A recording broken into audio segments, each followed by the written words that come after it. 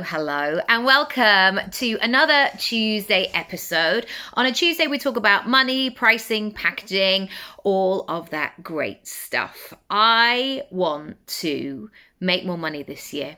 This is a goal of mine to really see what's possible.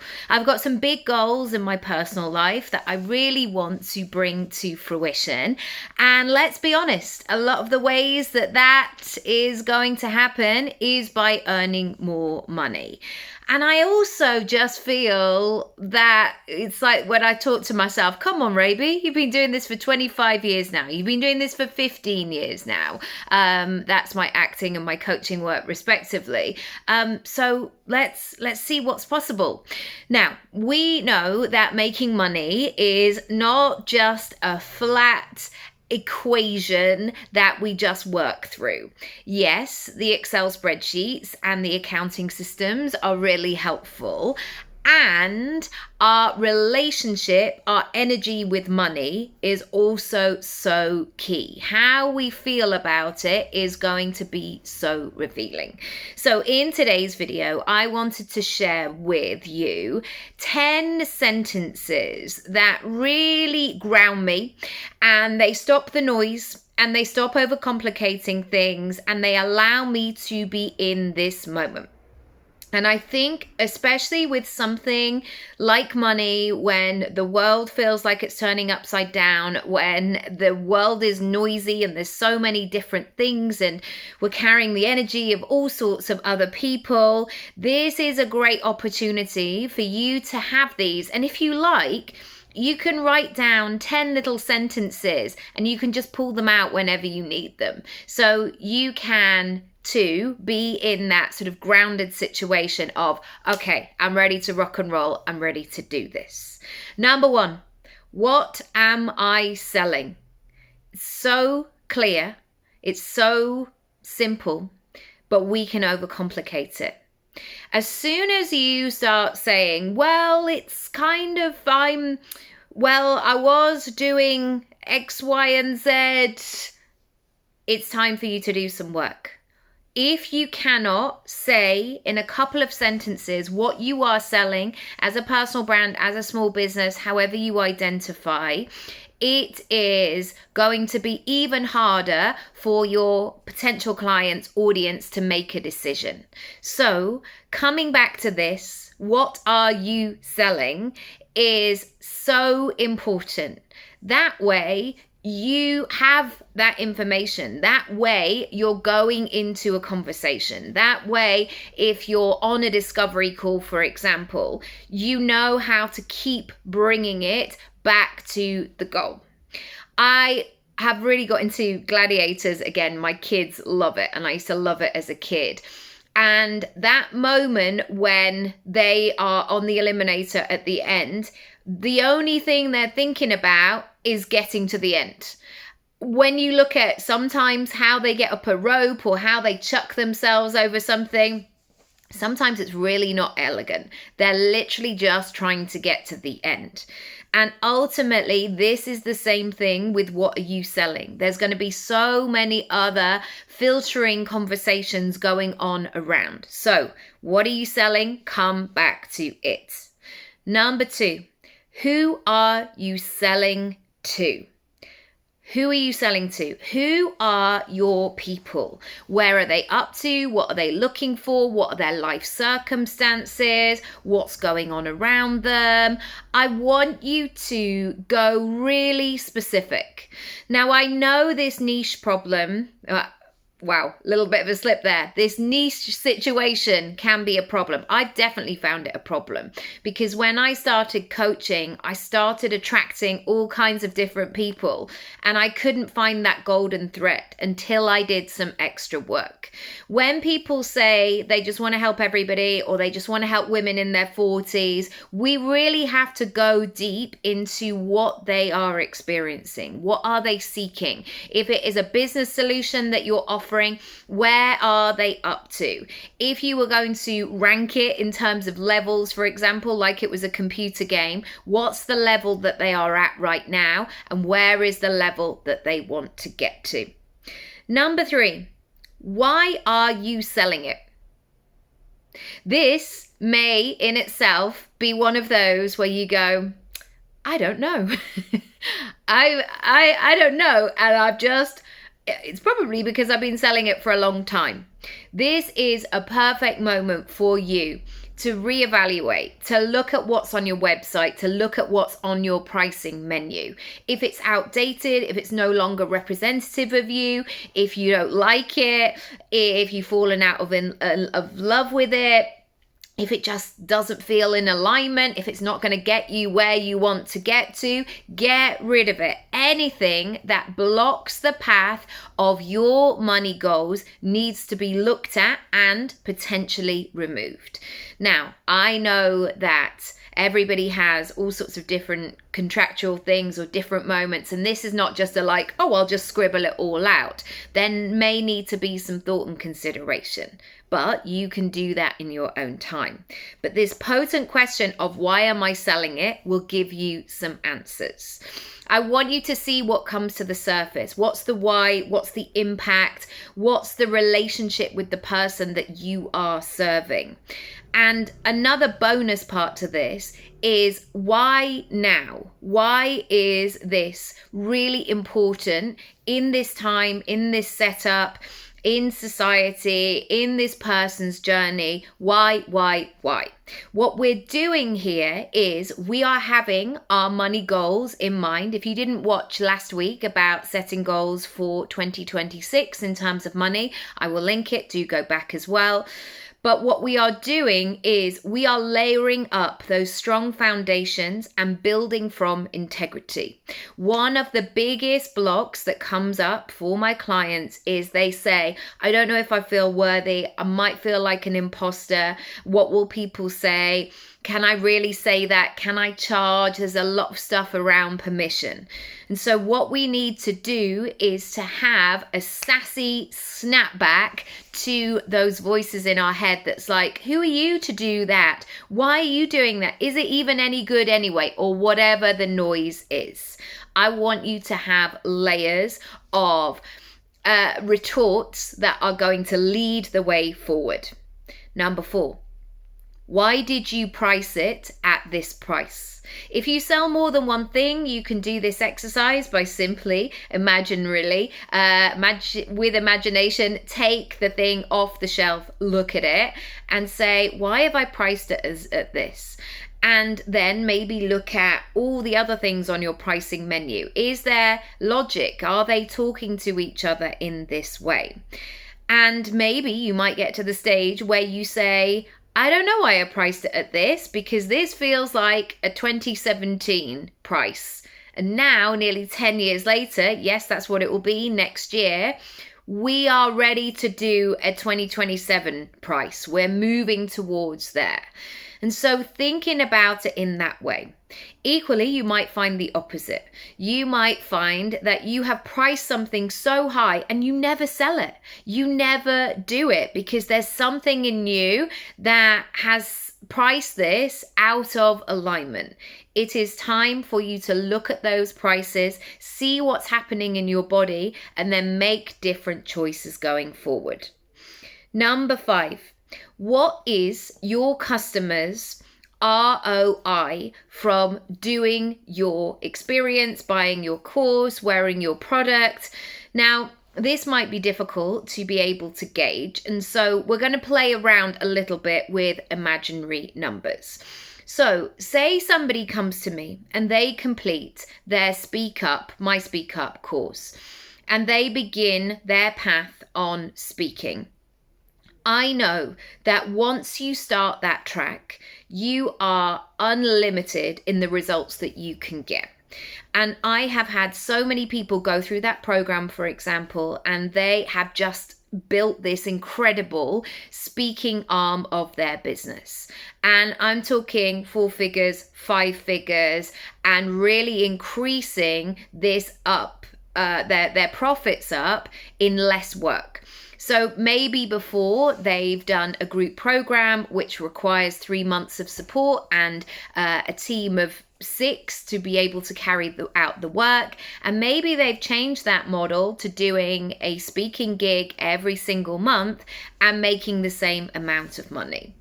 I would love you, again, with that idea of backing yourself, to think about the ROI here, because what you might be doing is selling yourself short. What you might be doing is to be falling into an old narrative of, well, I don't know, they're just paying for an hour of my time. They're not. They are actually paying for you to show up, but they're paying for all that information, all of that transformation that they are going to take away with them and nurture again and again. Number 6. How do you feel in money conversations? How do you feel even when I say that word, let's talk about money? How are you feeling about taxes this year? What's your profit and loss? We need to look at the financials. All of those phrases, how do you feel about them? If it is, oh gosh, no, don't make me talk about it, you are literally repelling money. You are telling your body that it is not safe for more to come in, because it's going to be more complicated, more stressful, more trauma-inducing, more complicated, whatever it might be. You have to do that work around reframing if you want to bring in more money. Number 7, how do you feel when you spend money? Are you in this bubbly, exhilarated state where you're like, oh, this is fun, oh, I'm going to do that, and then the next day you have that hangover from all the spending?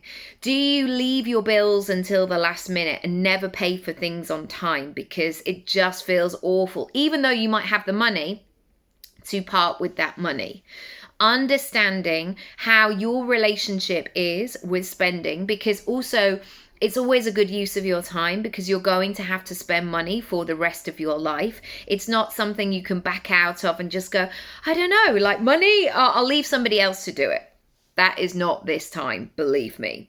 And so understanding your relationship with spending is going to give you so many clues, because ultimately, if you want to make more money in your business, you want people to feel confident in you being you being a receiver for people to spend money with you. And I know that sense of like, when good people make money, more good is done in the world. So really get on board with that and look and analyze your relationship with spending money. Number 8, how do you feel when you are in lack? Now, for the purposes of this episode, we are talking about money, but there could be other things: lacking confidence, lacking worthiness, lacking love, lacking time, lacking focus, lacking energy, so many different things. One of the things that happens to me is I can catastrophize. All of this is going on in my head, by the way. I'm keeping this toxic energy to myself. I'm not sharing it with everybody, but I can very quickly spiral. And I have learned to stop. Hang on. Pause. What's going on? Why are you saying that? Oh, 1 minute. Oh, whoa. Because before I gave myself those tools, or I practiced those tools, I would be 156 steps. I don't know why, 156 steps down the road, when actually all I needed to do was to be able to do these first 3 things. And in order, and I now know this, in order to do these first 3 things, it needed my focus. It needed my attention. It's almost like when I had a baby, when I had my son back in 2015, I could not imagine what it would be like to have a 10-year-old. I was thinking about the next meal, the next change. When does he need to go down for his nap? Have I had my shower yet? When can I have my shower? Have I eaten something? I'm now going to have a glass of water. It was so tiny. Every incremental step really counted. And that was the way that I navigated it, by taking those slow but sure steps. Number 9.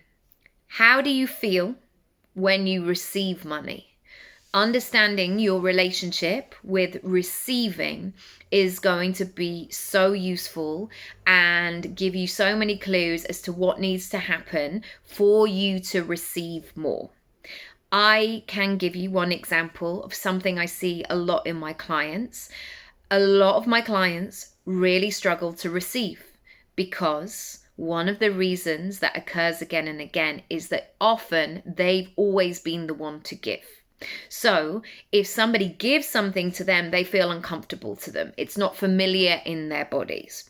And they've often associated giving with hard work, with graft, with sleepless nights, with doing more than is expected by doing all of the things. And so suddenly, if they receive something and they haven't worked hard for it. I remember the first time actually I got an advert, and it was 2 days, and I think for the first day I wasn't even used. I just sat in a trailer all day, or might have done like one scene, but I sat in a trailer all day and had catering, and yet I was paid for my day rate and for the buyout of the advert.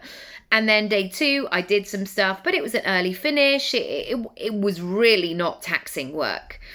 And I really wrestled with that because that felt unnatural to me. That felt like I was in that sense of like exchanging time for money, where actually what had happened was that I had been working up to this moment for the last 22 years, all that time unpaid to be able to then receive. And the only way that those people could pay me was that I could deliver. I could be ready. I could give what was expected and do what I needed to do on the day. It's a really, really juicy topic. And if you are not sure straight away how to answer it, look at what happens next time. Somebody offers to buy your coffee. Somebody buys you something out of the blue. Somebody offers to help you in some way. Somebody gives you a freebie, or somebody pays you in full, and usually they've paid on a payment plan. So many things. Check them out. See how they land. Finally, how do you feel about your money goals for this year? As I mentioned, if you haven't done my setting goals for 2026 and my vision board exercises, they're all on my YouTube channel. I urge you to get really specific on the money goals for this year. I want you to bring all those feelings up to the surface. And it's the opposite of what most people say. Most people, as soon as they have a negative feeling or like a slightly uncomfortable one, a parent might have gone, no, we've got to get on. We haven't got time for those feelings. Let's push them down and let's keep it moving. I'm the opposite. Bring it up. Bring all the feelings to the table, because I work on the basis I may as well know what's underneath. I may as well know what's actually in my subconscious, because my subconscious is running the show. And so if there is stuff, I'm like, oh, I didn't realize that thing was galloping ahead. That conversation from 2002, or that conversation I had in 2007 that was slightly uncomfortable. Oh, I didn't realize those beliefs were running the show. Right. Okay, now I know what I'm dealing with. And then finally, I guess part 2 of number 10 is you then get to work out which of those feelings need your attention. So maybe you set big goals and you're really excited, and yet the very next day you begin, you throw it away, you begin to self-sabotage. You tell yourself like it's rubbish, it's not going to work anyway. That feeling of self-sabotage is one for you to notice. Oh, why does that come up? Has that come up a long time? Oh, I wonder where that started. I wonder where it's trying to protect me. I wonder. And it's almost like that moment where you explore it fully so you can truly see what the heck is going on. Finally, I would say I'm more than happy to sit in those uncomfortable feelings, because I always get great stuff at the end of it. If I can hold the stare, it's like being in hot yoga. It's like if I can be there in the room, I always get the results at the end of it. Let me know how you get on. If you want more help and support, check out Create Your Income Pie. There are 3 ways to join and a 20% discount. Lots of love. Bye.